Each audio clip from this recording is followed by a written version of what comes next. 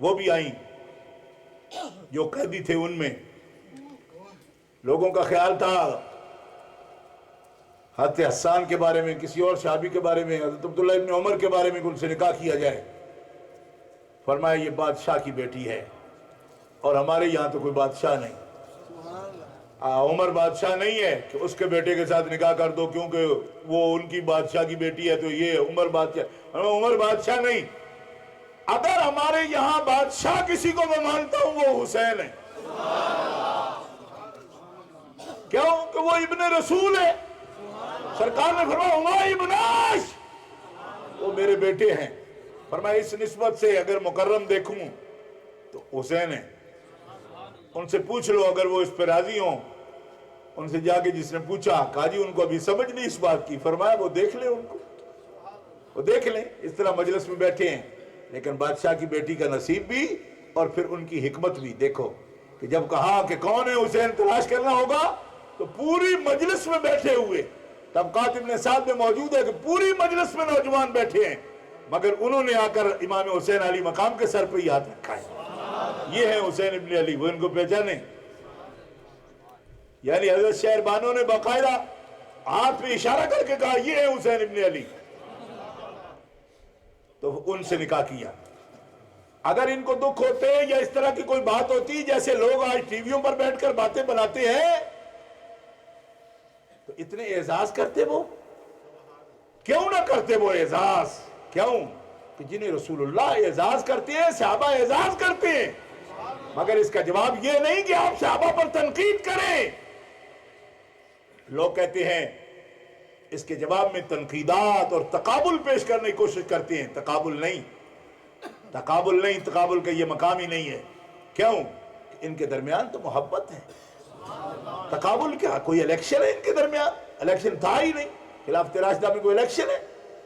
بھئی خلافت راشدہ میں کوئی الیکشن تھا؟ الیکشن نہیں، الیکشن نہیں ہے خلافت راشدہ میں۔ شورا تجویز کرتی ہے لیکن مقابل کوئی بھی کینڈیڈیٹ نہیں جاتا، مقابلہ نہیں ہوتا، تجویز ہوتی ہے، تجویز ہے اور متفقہ فیصلہ ہوتا ہے۔ بحث کرتے ہیں، اسلامی شورا کے اندر امیر پر فیصلہ بحث ہوتی ہے، لیکن باقاعدہ ووٹنگ اور باقاعدہ مقابل جیسے الیکشن ہوتا ہے یہ نہیں ہوتا۔ خلافت راشدہ میں یہی تھا، اتفاق ہوا سب کا۔ اور حضرت فاروق اعظم رضی اللہ تعالی عنہ اتنی بڑی ہستی ہیں کہ یہ میرے ہاتھ میں حضرت امام احمد ابن حنبل کی کتاب میں لیے بیٹھا ہوں اتنی دیر سے، دکھانے کے لیے تو کوئی اور حدیث بات آپ کو میرے ہاتھ میں ہے یہ، لیکن یہاں ہی یہ حدیث بھی لکھی ہوئی ہے، سنائے دیتا ہوں۔ حضرت امام احمد بن حنبل نے اس کو نقل کیا اور یہ ایک قسم کا خلاصہ ہے اس بحث کا۔ فرماتے ہیں کہ حضرت فاروق اعظم رضی اللہ تعالیٰ عنہ کے بارے میں حضرت امام احمد کی پوری سند ہے اس پر۔ آپ فرماتے ہیں قال رسول اللہ یا عمارو، اے عمار، عمار بن یاسر، عمار ابن یاسر سے فرمایا اتانی جبریل علیہ السلام، میرے پاس جبریل علیہ السلام آئے، فقلت یا جبریلو حدثنی بفضائل عمر بن الخطاب فی السماء، حدثنی۔ نبی پاک علیہ السلام نے حضرت عمار ابن یاسر سے فرمایا عمار ابن یاسر میرے پاس جبریل آئے، میں نے کہا اے جبریل امین علیہ السلام بیان کر میرے سامنے عمر بن خطاب کے آسمانوں میں کیا فضائل پہچانے جاتے ہیں۔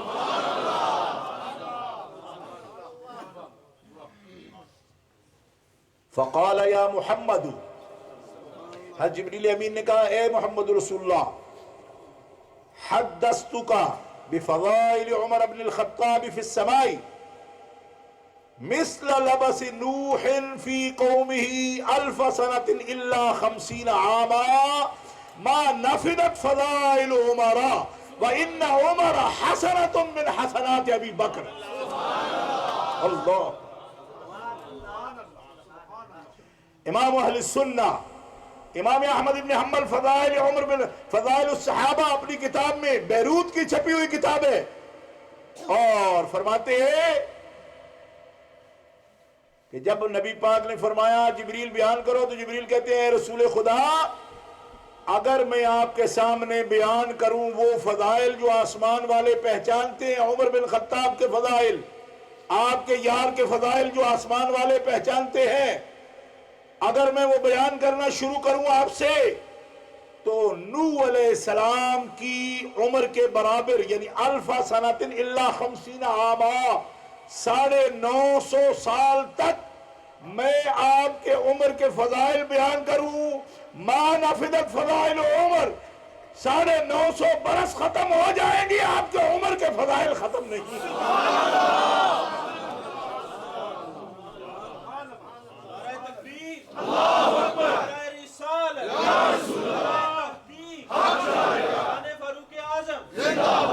لیکن اہل السنہ یہ لفظ ذرا سننا جو حضرت جبریل امین نے سرکار کے سامنے کہے ہیں۔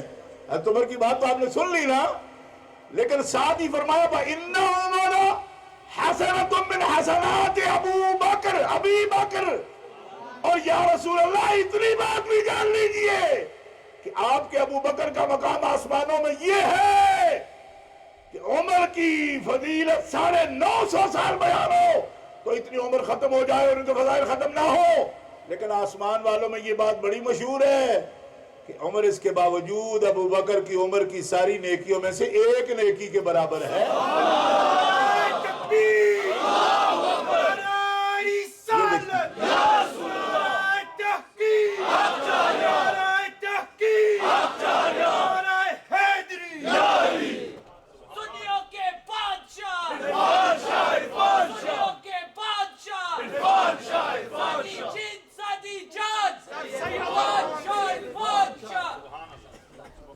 اب یہ احادیث مبارکہ آپ کی نظر کی ہے میں نے،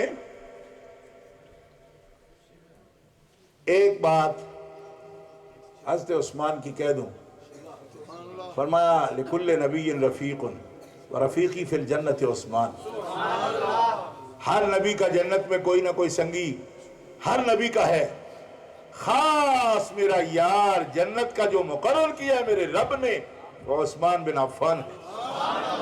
جامع ترمذی شریف اٹھا کے دیکھو، کہو نا سبحان اللہ، اور زور سے کہو سبحان اللہ۔ اور مولا علی شیر خدا، ایک ہی جملہ صرف بیان کروں، جامع ترمذی فرمایا من کنت مولاہ فہذا علی مولا،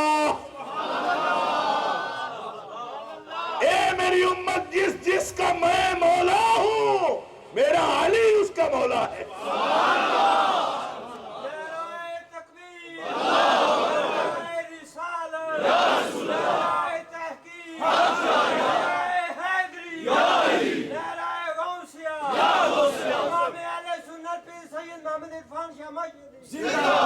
یہ حدیث بھی جامع ترمذی میں موجود ہے۔ ایک آدمی خارجی مجھے کہنے لگا کہ بھائی مولا جو کہا خاص طور پر یہ حضرت مولا علی شیر خدا کو فرمایا، کسی اور کو کیوں نہیں فرمایا؟ کہنے لگا مجھے لگتا ہے یہ حدیث شاید رافضیوں نے گھڑ لی ہے۔ میں نے کہا غلط ہے، رافضیوں نے نہیں گھڑی، یہ اہل السنہ کی کتاب میں موجود ہے۔ جامع ترمذی سیاستہ کی کتاب ہے، اور ایسا فرمایا ہے رسول اللہ نے، اس بارے میں شک نہ کرو۔ کہنے لگے اس کی وجہ؟ میں نے کہا وجہ پر ہم اعتقاد نہیں رکھتے، بلا وجہ بھی وہ فرما سکتے ہیں۔ کیوں؟ یہ تو اللہ رسول کے احکام ہے، تم وجہ پوچھتے ہو، لیکن پوچھتے ہو تو مجھے جو ذہن میں آتا ہے میں بتاتا ہوں۔ کیا لگا بتاؤ؟ میں نے کہا اصل میں بات یہ ہے کہ دیکھو، ایک کو تو نبی کریم علیہ السلام نے اپنے سینے کے ساتھ لگایا، حضرت ابو بکر صدیق، کیونکہ جہاں حضور کا سینہ ہے نا، ہمارے آقا کا علم نشرہ والا سینہ، وہاں سر ہے حضرت ابو بکر صدیق کا۔ وفاء الوفا شریف میں وہ نقشہ اگر دیکھنا چاہیں آپ دیکھ سکتے ہیں کہ آپ جو اتنی پکی، مجھے کوئی کہہ سکتا ہے اتنی پکی جو بات بیان کرو تو آپ کو کیا پتا ہے؟ میں نے کہا وہ نقشہ لکھا ہوا ہے، وفاء الوفا شریف دیکھو، جہاں نبی پاک کا سینہ اقدس ہے وہاں سر ہے حضرت ابو بکر صدیق کا، اور جہاں حضرت ابو بکر صدیق کا سینہ ہے وہاں سر ہے حضرت عمر بن خطاب کا۔ اور بالکل آپ کے قریب بقیع شریف میں حضرت عثمان ہے۔ بقی شریف میں آپ جاتے رہتے ہیں؟ جاتے ہیں؟ بقی شریف میں حضرت عثمان غنی کی قبر آپ نے دیکھی ہے؟ تو قبر تو نہیں رہنے دی نجدیوں نے، لیکن وہ وڑگڑ تو دیکھا ہی ہوگا نا، وہ چھوٹا سا ہے اوپر بنا ہوا۔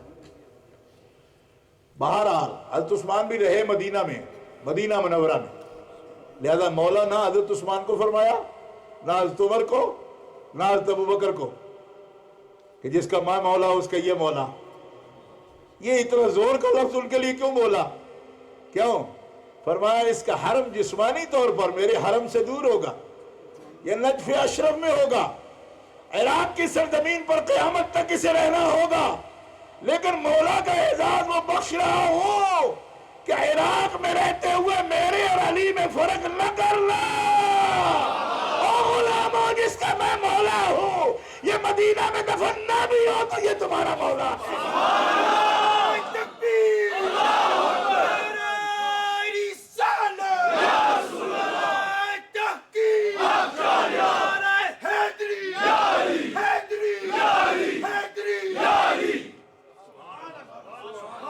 اور مجھے ایک اہل سنت بھی ایسا نہیں ملتا جو حضرت ابوبکر صدیق و فاروق اعظم عثمان سے دوستی رکھتا ہو اور مولا علی سے نہ رکھتا ہو۔ میں نے ایک سنی بھی ایسا نہیں دیکھا۔ وہ سنی ہے ہی نہیں جو مولا علی کو مولا نہ مانتا ہو۔ کہو نا زور سے سبحان اللہ۔ مولا ہے ہمارے، زور سے کہو سبحان اللہ۔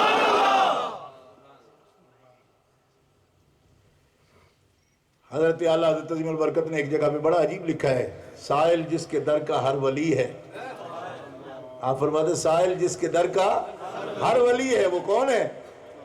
سائل جس کے در کا ہر ولی علی ہے، وہ علی ہے، وہ علی ہے۔ یہ میرے اعلیٰ حضرت کا شعر ہے۔ آپ فرماتے سائل جس کے در کا ہر ولی ہے، وہ کون ہے جناب بھائی؟ یہ ہر ولی جس کے در کا وہ سوالی ہے۔ فرمایا سائل جس کے در کا ہر ولی ہے، علی ہے، وہ علی ہے، وہ علی ہے۔ اور یہ وہ علی ہے۔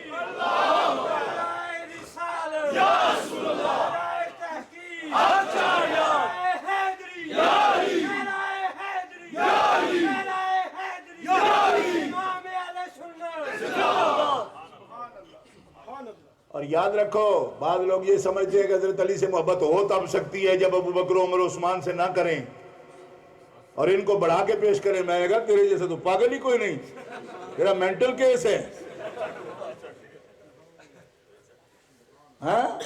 اور لاہور میں تو بڑا خطرناک تھا، کیونکہ وہاں ڈاکٹر رشید بھی مر گیا ہے، جو سر میں ٹک دیتا تھا، ایسے سر میں ٹک لگاتا تھا جو پاگل ہو جائے۔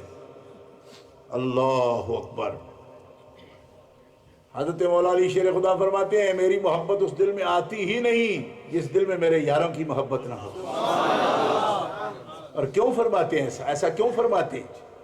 کیوں فرماتے ہیں؟ اس کے بھی ایک لاجک ہے، سمجھو وہ کیوں ایسا فرمایا آپ نے۔ ایک آدمی سے جو محبت کرے تو وہ تو دل کرے گا اس کا کہ مجھے ہی مانے اور کسی کو مانے ہی نہیں۔ تو اگر کوئی مولا علی کو مانے گا تو آپ کیوں کہیں گے کہ ان کو نہ مانو تو میرے بنتی ہی نہیں؟ کیوں ایسا فرمائیں گے؟ یعنی کوئی ذہن مانتا ہے اس بات کو؟ مانتا ہے۔ کس لیے؟ اس لیے کہ حضور نے ایسا فرمایا ہے۔ نبی پاک یہ فرما گئے حضرت علی کو کہ جو تم سے اکیلے محبت کرے حالانکہ مننی نہیں تو، کیوں کہ جو میرے رب سے کرے اور مجھ سے نہ کرے، رب نہیں مانتا نا۔ حضور نے فرمایا کہ جو رب ہے نا، رب وہ نہیں مانتا کہ جو میرے رسول سے محبت نہ کرے مجھے کرے، نہیں، رب نہیں مانتا۔ فرمایا علی تم نہیں ماننا، تجھ سے محبت کوئی کرے اور ان تین سے نہ کرے ایسا ماننا ہی نہیں، تم ایسا نہیں ماننا۔ اور اس کی دلیل اللہ اکبر، عن ابی ہریرہ قال قال رسول اللہ صلی اللہ علیہ وسلم لا يجمع حب هؤلاء الاربعة الا قلب مؤمن ابو بکر وعمر وعثمان وعلی۔ نبی علیہ السلام فرماتے ہیں، حضرت ابو ہریرہ پوری سند کے ساتھ امام احمد اس حدیث کو نقل کر رہے ہیں، حضور فرماتے ہیں کہ ان چار کی محبت کسی منافق کے دل میں جمع نہیں ہوتی۔ منافق یا دو تین رکھے گا یا ایک رکھے گا، جو مومن ہے وہ چاروں کو رکھے گا۔ یہ حدیث پاک آپ کے لیے کتاب صرف اس لیے لایا تھا، میں کتاب اس لیے لایا ہوں اور کسی کے لیے نہیں لایا تھا. یہ بات میں آپ کو ویسے وہ جونگے میں جیسے کہتے ہیں نا، وہ پہلے سنا دی تھی، حدیث پاک وہ بھی سامنے آ گئی، لیکن یہ حدیث پاک سنا رہا ہوں کہ نبی پاک نے فرمایا چار کی محبت کٹھی کسی ایک دل میں تب ہو سکتی ہے جب وہ دل مومن کا ہو.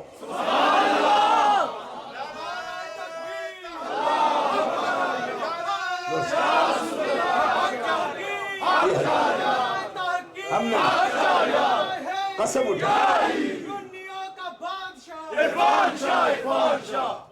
اللہ محمد چار یار، اللہ محمد چار یار.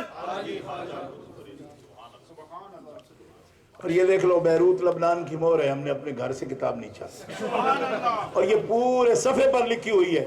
ہمارے بعض بزرگ کہتے ہیں کہ فلانے کتاب دے فلانے صفحے دے فلانی انگو نکر پہ لکھی ہوئی، اس کا حاشیہ دیکھو. میں کہ حاشیہ نہیں بابیو، متن دیکھو. ہم حاشیے پر نہیں لے جا رہے، پوری قوم کو متن پر لے جا رہے. متن حدیث ہے کہ چاروں کی محبت صرف مومن کے قلب میں جمع ہوگی. یہ حدیث رسول ہے جس نے ہمیں نکالا. سنی جمعیت عوام کو کہ نکلو، ہر مہینے ایک چار یار کرتے رہو تاکہ مومن کے دل میں چاروں کی محبت جمع ہے. اور اگر یہ سب کر رہے ہوتے تو ہمیں کوئی الگ تحریک کی ضرورت نہیں تھی، نہ ہمیں یہ شوق ہے. رب نے یہ حصہ انہی کے لیے رکھا تھا، اس جماعت کے لیے رب نے رکھا. اگر ہو رہا تھا تو آپ بتا دیں مجھے کہ صاحب آپ تو خام خواہ کر رہے ہیں، پہلے بھی ہو رہا تھا. ضرورت ہے کیوں کہ اتنی بڑی حدیث پاک، اور وہ چار کون ہیں اس کو بھی اس پر نہیں چھوڑا کہ نام ان کے مطلب نامزد نہ کریں. نا باقاعدہ حدیث کے لفظ ہیں. وہ چار کون ہیں؟ ہاؤلا الاربع. ہاؤلا کی بھی لوگ بات کرتے ہیں کہ ہاؤلا ہو تو پھر یہ صرف یہی ہے، تو میں نے کہا یہ اربع بھی پھر یہی ہے. کون؟ ابو بکر و عمر و عثمان و علی. یہ چار ہیں جن کی محبت صرف مومن کے دل میں جلوہ کرتی ہے.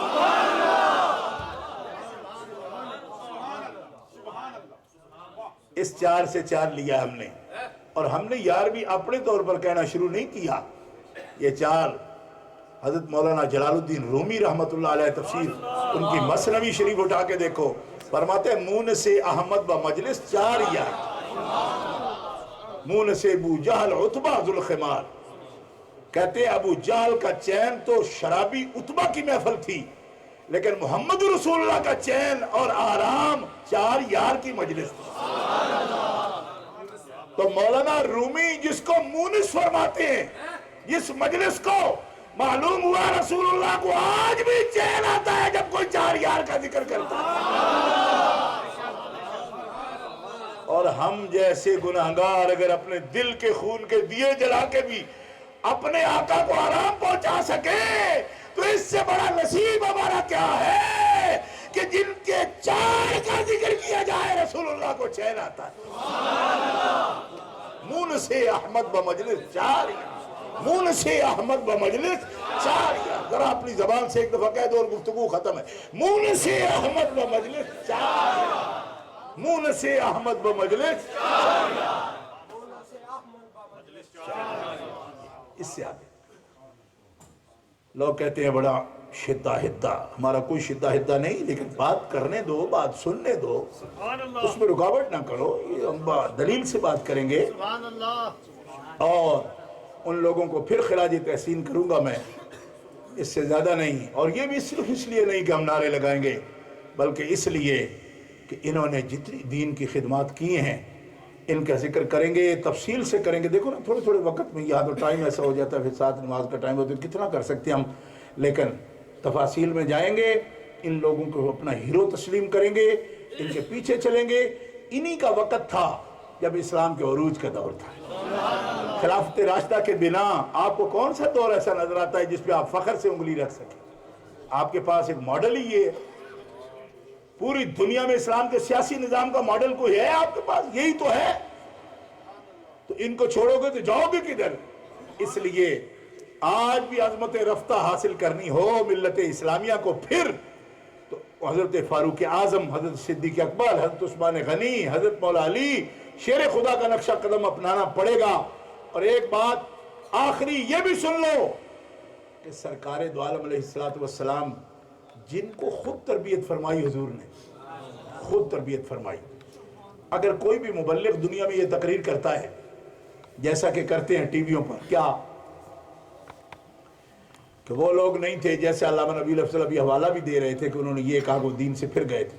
میں پوچھتا ہوں مبلغ صاحب، نبی پاک علیہ السلام نے جن کو خود تبلیغ کی، ان کی جو پہلی کلاس ہے، پہلے سٹوڈنٹ ہے جی، تو وہ بھی 30-40 سال ان کا دور رہے، 30 سال حضور کے بعد بھی جی، اور یہ سارے معاذ اللہ ناکام ہوں، تو کس برتے پر آج لوگوں کو آپ دعوت پیش کر رہے ہو، انوائٹ کر رہے ہو کہ حضور کے سٹوڈنٹ سارے ناکام ہو جائیں، تو تمہاری تعلیم کیا گل کھلائے گی؟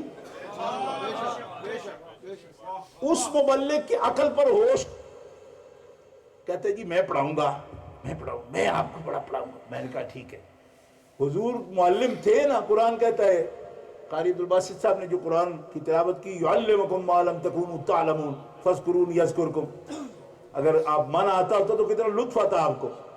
سرکار کی شان تعلیمی بیان فرما رہے تھے، نماز کے اندر بھی جو آیت پڑھ رہے تھے یعلمکم ما لم تکونوا تعلمون، تو حضور معلم ہے نا۔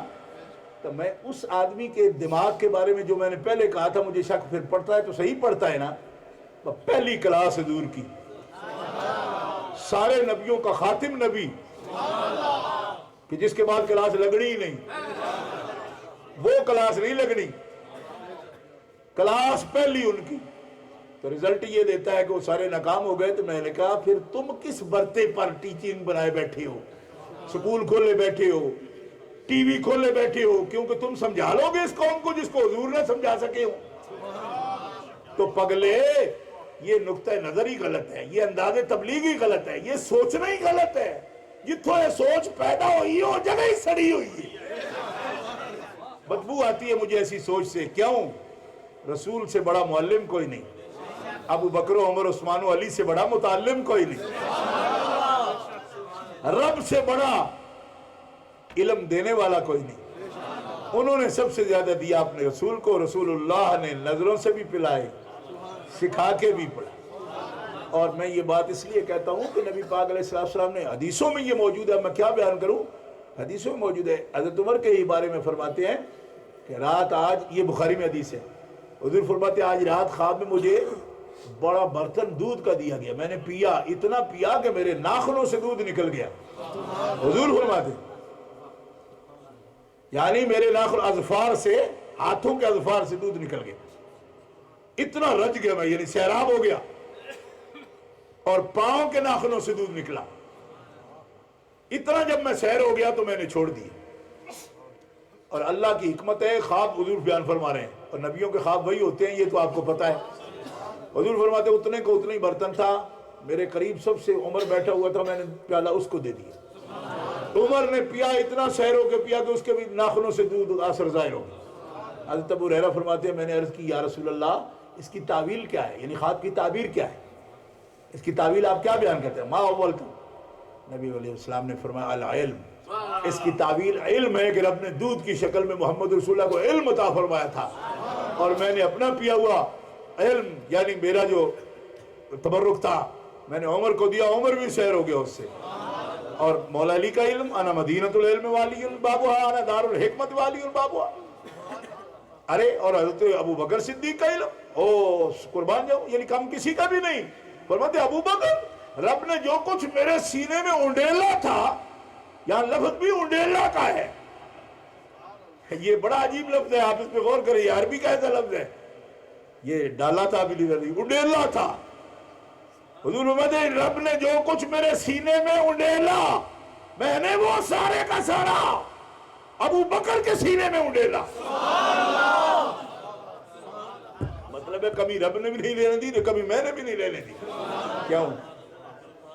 تو بچا کے تو وہ حکیم نسخے رکھتے ہیں نا، جن کو یہ خطرہ وہ دوسری دکان نہ کھل جائے، ہے تو جن کو یہ پتا ہو کہ دکانیں ساری تو ویسے ہی بند ہو چکی ہیں، نہیں سمجھ آئی آپ؟ دکانیں بند، یہ سودا جو یہاں بکتا ہے یہ آخری ہے، ہائے ہائے کہو نا سبحان اللہ کے سمجھ آئی۔ تو ان کو بچا کے کچھ نہیں رکھنا تھا، فرمایا میں نے، میرے رب نے میرے صدر میں سینہ میں جو ڈالا میں نے ابو بکر کے سینہ میں ڈالا، اور حضرت عمر کا علم دیکھو، حضرت عثمان پاک کا، حضرت علی پاک کا، تو سرکار نے وہ دیے، وہ چراغ، وہ سورج ہمارے لیے روشن کیے، اور ہمیں ان کا ذکر صرف اس لیے کسی کی ضد میں نہیں کرنا، اس لیے کرنا ہے کہ ہمیں ان کے نقش قدم پر چلنا ہے، ہمیں ان کے پیچھے چلتے ہوئے دین کی شمع روشن کرنا ہے، ہمیں ان کے نقش قدم پر چلتے ہوئے سرکار سے محبت کرنی ہے، سرکار کی اتباع کرنی ہے، اپنے آپ کو ان کے نمونہ بنانا ہے، وہ جذب پیدا کرنا ہے جو جذبہ ان کے دلوں کے اندر تھا، اور یہ ہوتا ہے جب ذکر ہوتا ہے۔ جب دیکھو نا ذکر کے اندر پہلا اس کی نفسیات ہی یہ ہے کہ جس کا ذکر محبت سے بندہ کرتا ہے اس کی شخصیت بندے کے دل میں اترتی ہے۔